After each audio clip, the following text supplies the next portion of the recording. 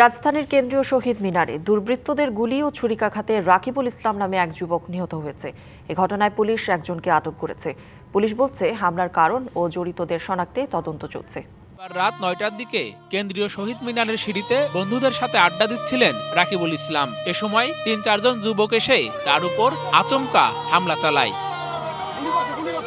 প্রত্যক্ষদর্শীরা জানান, হামলাকারীরা প্রথমে রাকিবের মাথায় গুলি করে, পরে ধারালো অস্ত্র দিয়ে পেটের বাম পাশে আঘাত করে ঘটনাস্থল থেকে পালিয়ে যায়। পরে গুরুতর আহত অবস্থায় রাকিবুলকে উদ্ধার করে দ্রুত ঢাকা মেডিকেল কলেজ হাসপাতালে জরুরি বিভাগে নেওয়া হলে চিকিৎসক তাকে মৃত ঘোষণা করেন।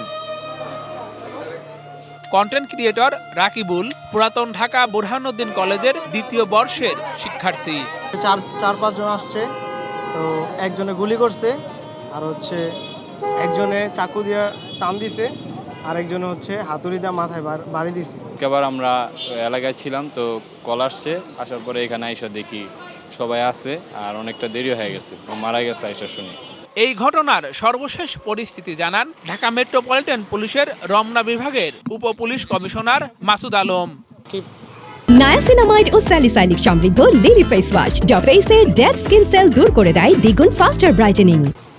বুরহানুদ্দিন কলেজের স্টুডেন্ট অনার্সে পড়ে, নাজিমউদ্দিন রোডে বা পুরান ঢাকার নাজিমউদ্দিন রোডে থাকে। তার বাবা ঢাকা বিশ্ববিদ্যালয়ের যে কুয়েত মৈত্রী হল আছে, ও হলের একজন স্টাফ। তার এই বিষয়গুলো নিয়ে আমরা আসলে তদন্ত করছি।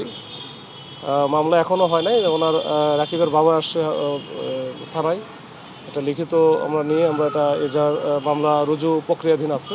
শহীদ মিনার এলাকায় এমন হত্যার ঘটনায় আতঙ্ক বিরাজ করছে।